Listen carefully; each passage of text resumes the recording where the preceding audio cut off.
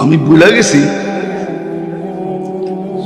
এক আল্লাহওয়ালার নাম, আগের যুগের বড় প্রসিদ্ধ আল্লাহওয়ালা ছিল।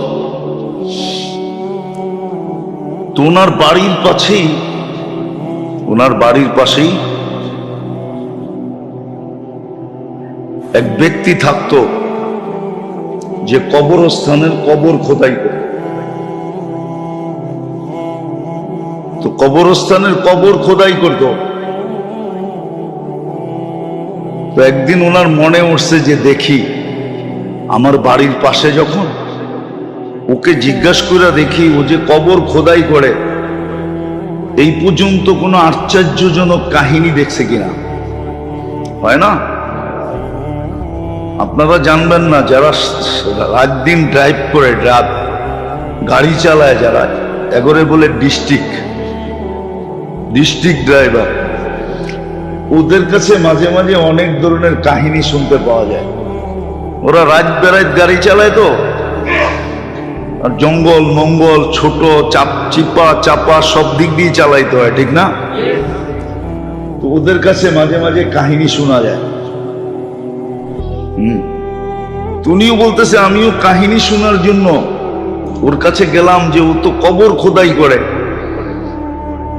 আর বৎসরের পর বৎসর খোদাই করতেছে, দেখি ওর কাছে কোনো আজীব কাহিনী শুনতে পাওয়া যায় কিনা।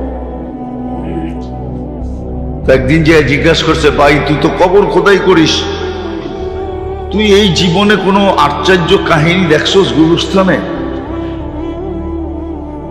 তো বলছে, তুমি যদি জিজ্ঞাসা না করতে তাইলে আমার বলার ইচ্ছা ছিল না, কিন্তু তুমি প্রসিদ্ধ আল্লাহওয়ালা, আমাদের সমাজে সবচেয়ে সম্মানিত, শুধু সমাজ না পুরো এলাকায়, তুমি যখন জিজ্ঞাসা করছো তাহলে আমি 3টা কবরের কথা তোমাকে বলবো। দেখবেন আজিমপুরে কিছু কবর রেডি থাকে, কি আগের থেকেই রেডি করে রাখে, যে লাশ এরকমও হইতে পারে কোনো লাশ হঠাৎ আসা পড়বে, খোদাই করতে করতে টাইম চলে যাবে। তো বলে একবার আমি 3টা কবর রেডি করে রাখছি। তো প্রথম কবর খোদাই করছি, দ্বিতীয়টা করছি, তৃতীয়টা যখন খোদাই করতেছিলাম, তো খোদাই করার সময় আমার কবরের ভিতরে খুব গরম অনুভব হয়েছে। কি বলে ভাবছি কবর খোদাই করতেছি এই জন্য বুঝি, কিন্তু না, দেখতেছি যে কবরের ভিতরেই কেমন জানি একটা গরম গরম ভাব। যা কষ্টে মষ্টে আমি কবর রেডি করা ছায়ায় বসেছিলাম, হঠাৎ দেখলাম উপর থেকে 2 জন লোক আসলো। উপর থেকে সাদা পোশাক পরিহিত, পাগড়ি পরিহিত। আমি কিন্তু কিসসা কাহিনীতে তেমন অভ্যস্ত না, আমার বয়ানে তেমন কিসসা কাহিনী নাই, কিন্তু কিছু কিসসা কাহিনী খুব কি বিশ্বস্ত দেখা বলতেছে। বলে দেখলাম 2 জন আসলো। প্রথম কবরের কাছে দাঁড়ায় একজন জিজ্ঞাসা করলো, কি লিখবো? তো বলল যে চতুর্দিকে লেখো, চতুর্দিকে 12 মাইল। চতুর্দিকে 12 মাইল, এদিকেও 12 মাইল, এদিকেও 12 মাইল, এদিকেও 12 মাইল, এদিকেও 12 মাইল। বলে দ্বিতীয় কবরের কাছে আসলো, আচ্ছা বলল কি লিখবো? বলে যেই পর্যন্ত চোখের দৃষ্টিশক্তি যায়, চতুর্দিকে। বলে ওই তৃতীয় কবরের কাছে আসলো, আচ্ছা বলবো কি লিখবো? তো আঙ্গুল দিয়া দেখাইলো, 2 আঙ্গুলের মধ্যখানে যতটুকু ফাঁক, এতটুকু জায়গা লেখো, এতটুকু জায়গা। এই জন্য হাদিসে আছে, কারো কারো কবর ডাইন দিক থেকেও চাপ দিবে, বাম দিক থেকেও চাপ দিয়া কাগজ বানায় ফেলবে। কাগজ শুধু 2 দিক থেকে চাপ দিবে না, মাথার দিক থেকেও দিবে, পায়ের দিক থেকেও দিবে। বলে তারপরে 2 জন চলে গেল, আমি অপেক্ষায় ছিলাম। যে কবর তো রেডি করছি, আমার কাছ থেকে কিনবে। বলে প্রথম লাশটা যখন আসলো, প্রথমটা আসলো, কবর দেখলো, আমার কাছ থেকে কবরটা নিয়ে নিল। কিন্তু ওইখানে লোকজন বেশি ছিল না। লোকজন বেশি ছিল না। খাট উঠানের 4 জন আর 1-2 জন লোক লগে ছিল।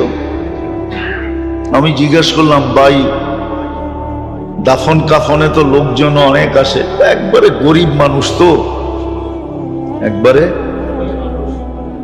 দেখবেন গরিব মানুষের জানাজায় কেউ তেমন কি না যায় না। গরিব মানুষ তো, গরিব মানুষ, কিন্তু নামাজ রোজায় খুব পাক্কা ছিল। কি ছিল? ওরাই বলতেছে দিনদারিতে খুব পাক্কা ছিল। কিন্তু সমাজের একবারে গরিব মানুষ তো, এই জন্য কেউ আসার প্রয়োজন মনে করে নাই। শুধু আত্মীয়, আপন থেকে আপন আত্মীয়রাই আসছে, আর কেউ আসে নাই। বলে চলে গেল। দ্বিতীয়টা বিক্রির জন্য আমি অপেক্ষা করলাম, দ্বিতীয়টায় আসলো। ওইখানে শুধু 4 জন লোক, যারা খাট কাঁধে উঠাইতে কয়জন লাগে? ওই 4 জন লোক, তারাও আইসা কবর নিল। তো জিজ্ঞেস করলাম, ভাই এখানে 4 জন কেন? এই লোকটা আমাদের এলাকারই না, পরদেশি। কি? মুসাফির।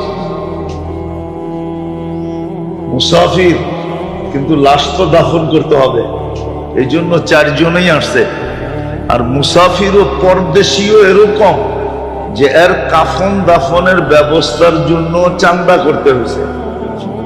আমরা কিন্তু চান্দার মাধ্যমে তোমার থেকে কবর নিলাম, এই জন্য কেউ আর আসার প্রয়োজন মনে করে নাই, আমাদের 4 জনকেই পাঠায় দিয়েছে। পরদেশী, সফর অবস্থায় মারা গেছে। আর সফর অবস্থার মউত মুসলমানের জন্য শাহাদাতের মউত। বলে আমি অপেক্ষায় ছিলাম তৃতীয় কবরটা বিক্রি হোক।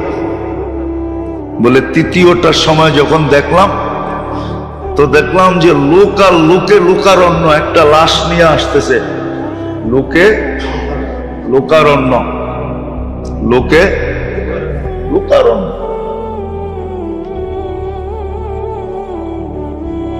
ওই যার জায়গা দেখাইছে এতটুক, কতটুক? এতটুক। তো আমি জিজ্ঞেস করলাম, ওটা মহিলার লাশ ছিল। জিজ্ঞেস করলাম, উনি কে? ও আমাদের এলাকার সম্ভ্রান্ত ব্যক্তির স্ত্রী। এই জন্যই তো এলাকার সমস্ত মানুষ আসছে। এলাকার কি সম্ভ্রান্ত ব্যক্তি, এই জন্য তো সবাই ভাঙ্গা পড়ছে, এত লোক। কিন্তু আমি মনে মনে ভাবতেছিলাম, জিজ্ঞেস করলাম, এক আমল কিরকম ছিল?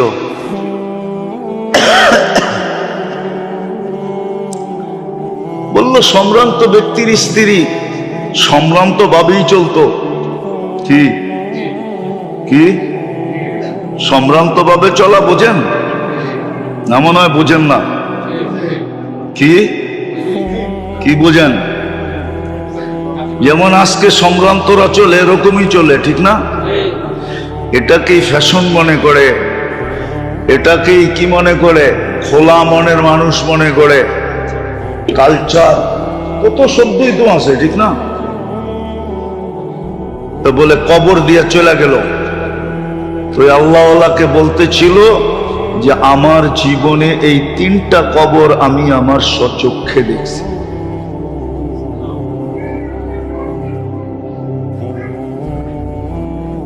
তো যেটা আমি কোত্থেকে জানি বাহির হয়ে গেলাম, এতিমদের মাল খাওয়া, এরকম গীবত করা, এরকম শরাব যারা পান করে তাদের, এরকম যারা গান বাদ্যে অভ্যস্ত, এদেরটাও দেখাইছেন। যারা এটাও দেখাইছেন যারা মানুষকে অহেতুক হত্যা করে কারণ ছাড়া, অনর্থক হত্যা করে। এটাও দেখাইছেন মা বাবার নাফরমানি করলে কি হয়। তো এরকম শতটা আল্লাহর রসুলকে দেখাইছে। আর দেখানোর কারণ এটাই ছিল যে আপনার উম্মতকে আমি যেই মর্যাদা দিছি, তাদেরকে যা বললেন মর্যাদা যেন অক্ষুণ্ণ থাকে, এটার ভিতরে যেন দাগ না লাগে, কেউ যেন আঙ্গুল না উঠাইতে পারে, এরা যেন মোটা মোটা, যেমন আমি আগেও বলছি এখনো বলতেছি, যদিও রজব শেষ হয়ে গেছে, আল্লাহ কিন্তু এই উম্মতকে 4 মাস গুনাহ না করতে বলছিলেন। কোরআন বলে ফালা তাযলিমু ফীহিন্না আনফুসাকুম, 4 মাস আল্লাহ এই উম্মতকে গুনাহ না করতে বলছিলেন। রজব, জিকাদা, জিলহজ্জা, মুহররম, এই 4 মাস। আরবি মাসের নামই তো জানে না, তো আবার গুনার থেকে বাঁচবো কেমনে? যেটা জানার দরকার ছিল ওটা জানে না। মুসলমানের জানার দরকার ছিল আরবি মাস, আরবি মাস জানে না, জানে ইংরাজি মাস। যেটার লেগা জান দিল ওটাও জানে না। কি বাংলার লেগা জান দেন নাই? কইতে পারবেন বাংলা 12 মাসের নাম? কয়জন কইতে পারবেন বলেন তো দেখি? রাগ হয়ে গেলেন? বাংলাদেশে বাংলায় কয়টা মাস? 30টা, কয়টা 31টা বলতে পারবেন? বাংলায় 29টা, 28টা কোনো মাস নাই। বাংলার সমস্ত মাস 30টা নাইলে 31টা। বলতে পারবেন কয়টা কয়টা? জানতো দিলেন বাংলার লেগা। আইতে তো আছে, মাঘ চলতেছে, ফাল্গুন, চৈত্র, তারপরেই বৈশাখ আসবে। পয়লা বৈশাখ তো খুব পান্তা ইলিশ খাবেন। কিন্তু রাগ হয়েন না, কিন্তু পারবেন কেউ যে কয় মাস 30টা, কয় মাস 31টা বলতে? আমাদের যুবকরা তো বাংলা মাসের নামই জানে না। কি কোন যুবক দাঁড়ায় বলুক 12 মাসের নাম? কয়জনে জানে? হাত উঠাক এখানে যে আমি বাংলা মাসের নাম। আপনি না যুবক, আমাদের যে ইয়াং যুবকরা আছে যারা স্কুল কলেজে পড়ে, ওরা বাংলা মাসের নাম জানে কিনা? বাংলা মাসের নাম জানে কিনা? কয় মাসে কয় ঋতু হয় এটা বলতে পারবে কিনা? ঋতু কয়টা? হ্যাঁ, কোন কোন মাসে কোন ঋতু হয় এটা বলতে পারবে? হ্যাঁ, আমার তো মনে হয় বড় বড় প্রফেসররাও পারবে না, কেননা ওরা তো সারাদিন ইংরেজিতে কথা বলে। কি কি জান দিছে বাংলার লেগা, কথা কয় ইংরেজিতে।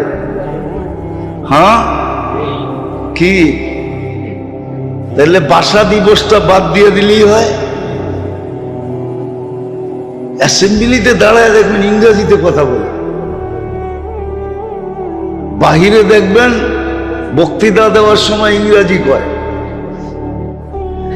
তাইলে ওই তো বাংলা ভাষায় জান যারা দিল ওদেরকে কি করলো? হ্যাঁ, কটাক্ষ করলো, ঠিক না? ছোট করলো, হ্যাও করলো, ঠিক না? হ্যাঁ, ওদের ইজ্জত হানি করলো। যাক, এটা আমার বিষয় না, বুঝানোর জন্য বলতেছিলাম। 4 মাস আল্লাহ গুনাহ করতে নিষেধ করছিলেন। ফালা তাযলিমু ফীহিন্না আনফুসাকুম, অথচ 4 মাসের নামই তো জানে না। রজবে গুনাহ নিষেধ করছিলেন। শাবান চলতেছে এখন, শাবান। নবীজি নিজে বলছেন শাবান আমার মাস, রমজান আল্লাহর মাস। আল্লাহর রাসূল শাবানে রোজা রাখতেন এত বেশি যে রমজানের সাথে মিলাইয়া দিতেন। শাবান ছিল রমজানের পূর্ব প্রস্তুতি, পূর্ব প্রস্তুতি স্বরূপ। হলো শাবান মাস। রমজানের জন্য প্রস্তুতি, পূর্ব প্রস্তুতি শাবান। হ্যাঁ, শাবান মাস এই জন্য ছিল যে রমজান মাসে যেন কোনো দুনিয়াবি কাজের জন্য কোনো মুসলমানকে 1 মিনিট সময় না দিতে হয়। সেজন্য শাবানে সব গুছায় নেয়, শাবানে সব গুছায় নেয়। রমজান মাসে যেন পুরা সে ফারেক হয়ে যায় ইবাদতের জন্য। এটা হচ্ছে ইবাদতের মাস, বন্দেগীর মাস, কামানের মাস, আখেরাতের কামাইয়ের মাস ছিল রমজান। জানি না আল্লাহ নসিবে রাখছে কিনা, পৌঁছতে পারবো কিনা। রমজান কামারি মাস ছিল, আখেরাত কামাইয়ের মাস। এই মাসে সব কিছু ক্লোজিং করার মাস ছিল, ক্লোজিং, বন্ধ করার মাস, ব্যবসা বাণিজ্য সব। শুধু নিত্য প্রয়োজনীয় জিনিস। এই জন্য আফ্রিকার বহু দেশ আছে ফজরের পরের থেকে হাট বাজার শুরু হয়। কি কিছু দেশ না, আফ্রিকার অধিকাংশ দেশে দোকানপাট, অফিস, আদালত সব ফজরের পরে খোলে আসর পর্যন্ত। আসর হইতে দেরি, সব বন্ধ হইতে দেরি করে না। শুধু গভীর রাত পর্যন্ত দুটা জিনিস খোলা থাকে, একটা হলো খাওয়ার আইটেম আর একটা হলো ওষুধ। দুটা খোলা থাকবে, আর কিচ্ছু খোলা পাবে না। ওষুধ আইটেম খোলা পাবে, খাওয়ার দোকান খোলা পাবে, বাকি রাস্তাঘাট দেখবেন ফাঁকা আর ফাঁকা। আসর হইতে সব বন্ধ, ফজর পড়া দেখবেন সব খুলে গেছে। কিন্তু এটা মুসলমানদের নীতি হওয়া উচিত ছিল, কিন্তু এটা নীতি হয়ে গেছে অন্যদের। ঠিক শাবান ছিল রমজানের প্রস্তুতির মাস, ক্লোজিং মাস। রমজানের জন্য সব ক্লোজ করে দিবে। হ্যাঁ, নিত্য প্রয়োজনীয় যে জিনিস আছে ওটা রমজান মাসে করবে, কিন্তু ওটার ভিতরে একটা শর্ত লাগায়া করবে। ওটা মুআসাত হিসাবে করবে, সহযোগিতা হিসাবে, সহমর্মিতা হিসাবে, সহমর্মিতা দেখানোর জন্য করবে। আর এটাও কিছু দেশে আছে যেই দামে কিনা ওই দামে বেচা। এর আগেও মনে হয় আমি বলছিলাম,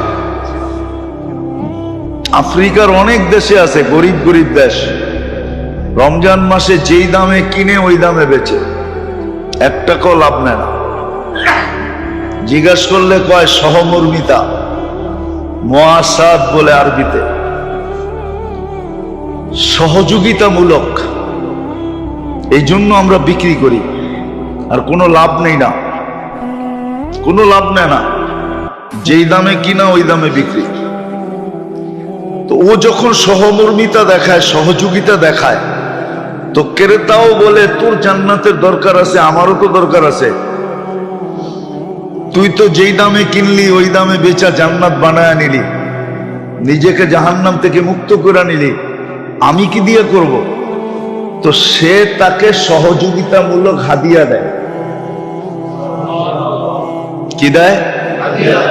কি দেয়?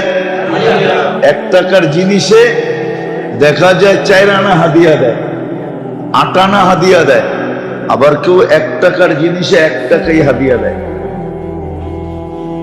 বিকালে দেখা যায় হাদিয়ার পয়সা এত হয়েছে যে লাভ নিলে যত না হইতো এর থেকে কয়েক গুণ বেশি হয়েছে। কয়েক গুণ। দুজনেরই জান্নাত কমপ্লিট, ক্রেতারও জান্নাত কমপ্লিট, বিক্রেতারও। আমাদের দেশে তো এরকম হবে না, কেননা এরকম যদি হয় তো দেখা যাবে আপনি সারা বৎসরেরটা কিনা নিয়ে ফ্রিজে রাইখা দিয়েছেন, ঠিক না? কি? হ্যাঁ, নাহলে ঘরে গোডাউন বানায় ফেলছেন, ঠিক না? হ্যাঁ, আমাদের দেশে তো এই সমস্যাটাও আছে, কিন্তু ওই দেশে এই সমস্যা নাই।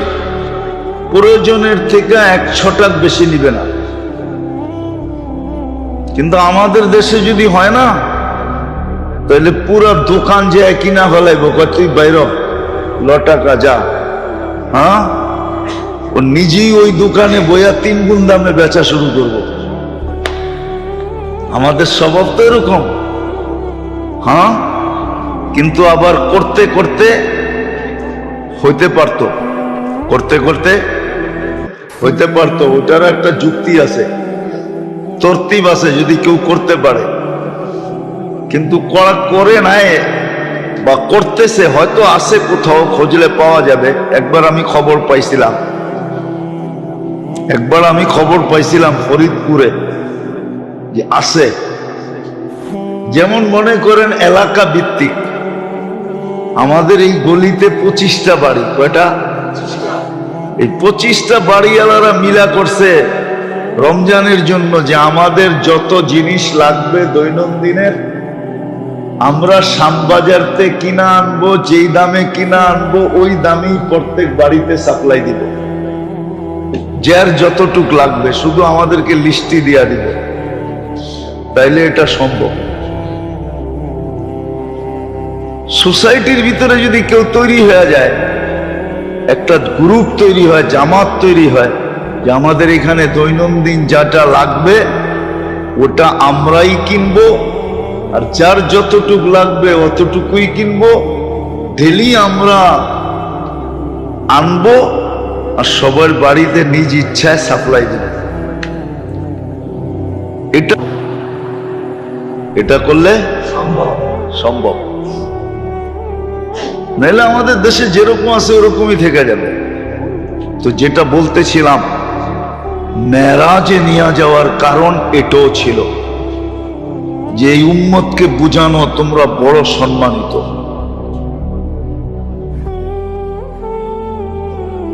তোমাদেরকে নিয়ে আল্লাহর জন্য তো এই শব্দ শোভনীয় না, আল্লাহর জন্য এই শব্দ শোভনীয় না, কিন্তু বুঝানোর জন্য বলতেছি। যে আল্লাহ বলে, বাংলার একটা শব্দ বলতেছি যে আমি সমস্ত উম্মতের ভিতরে তোমাদেরকে নিয়ে বড় গলা করছি, বড় গলা। যদিও শব্দটা আল্লাহর জন্য শোভনীয় না, বড় মর্যাদা তোমাদেরকে দিছি, এটা যেন কোনো মতে ক্ষুণ্ণ না হয়, দাগদার না হয়, কখনো যেন এটার উপর আঙ্গুল না ওঠে। এই জন্য নবীজিকে নিয়ে দেখায় দিয়েছে। দুযোগের এইগুলা দেখাইছেন, আবার জান্নাতও দেখাইছেন। জান্নাতের ভিতরে কত বড় বড় মর্যাদা পাবে এটাও দেখাইছেন। স্বামী স্ত্রী মিলা কিন্তু জান্নাতের পরিধি হবে কমসে কম এই দুনিয়ার 20 গুণ সমান। কয় গুণ? 2,80,000 মাইল। না, স্বামী 10 গুণ, স্ত্রী 10 গুণ, মিলা কত? ফ্ল্যাট কিনছিলাম 2টা, কিন্তু দুটোটাই ছোট ছোট দেখা এক কইরা একটু বড় করছি। আল্লাহ এরকমই দিবে, প্লট 2টা, কিন্তু 2টারে এক কইরা দিবে, তো 2টারে এক কইরা দিবে। এটাও দেখা যাচ্ছে কোন আমলের বদলায় কি মিলবে। সর্বশেষ জান্নাতে মেরাজ এই জন্য ছিল যেটা আল্লাহ কোনো মাধ্যমে দিতে চান নাই। ইসলামের সমস্ত হুকুম আহকাম সব জিবরিল আলাইহিস সালামের মাধ্যমে আসছে। উনি মধ্যখানে মাধ্যম ছিলেন, বায়া ছিলেন। কি দেখেন না, গাড়িতে লেখা থাকে যাইব বরিশাল, লেখা আছে বায়া বাঙ্গা, ঠিক না? তো জিবরিল আলাইহিস সালামের মাধ্যমে আসছে, কেননা সমস্ত ইবাদত একটাই ছিল,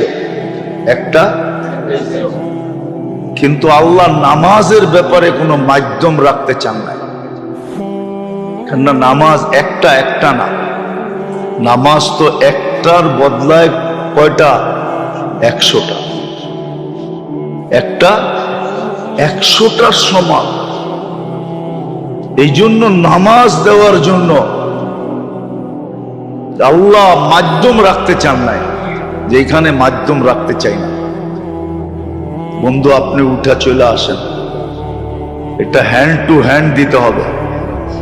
নিজের কুদরতি হাত থেকে আমাদের নবীজির পবিত্র হাতে উঠায় দিয়েছেন। নামাজ দেওয়ার জন্য মেরাজে নিয়ে গেছিলেন, নামাজ দেওয়ার জন্য মেরাজে নিয়ে গেছিলেন। কিন্তু আফসোস তো এইখানেই, এত বড় জিনিস পাওয়ার পরেও যেটার ভিতরে হাজারো জিনিস লুকানো ছিল, নামাজের ভিতরে হাজারোটা লুকানো আছে, হাজারো দুনিয়া আখেরাতের সমস্ত কল্যাণ নামাজের মধ্যে লুকানো আছে, দুনিয়ারটাও আখেরাতের। কিন্তু আফসোস তো এখানে, উম্মত পাইল কিন্তু বুঝলো না, চিনল না যে নামাজ কত বড় জিনিস, কত বড় দৌলত। নামাজ কত বড় দৌলত, কত বড় জিনিস, যেটাকে পূর্ণ করার জন্য আল্লাহ নিজের ঘরটা পর্যন্ত পাঠাইতে হয়েছে। মসজিদ কার ঘর? মসজিদ দেওয়া মানে নামাজকে পূর্ণতা দেওয়ার জন্য। হ্যাঁ, নাহলে হাদিসে কেন আসতো নামাজ কোথায় আদায় করবে? বলছে যেখানে আজান হয়, মসজিদ, আল্লাহর ঘরে যায় পূর্ণতা দেওয়ার জন্য। কিন্তু আফসোস, আল্লাহ আমাদেরকে বুঝার তৌফিক দান করে।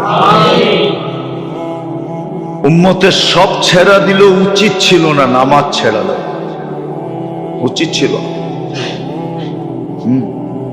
এই জন্য যে বলছে বড় সুন্দর বলছে,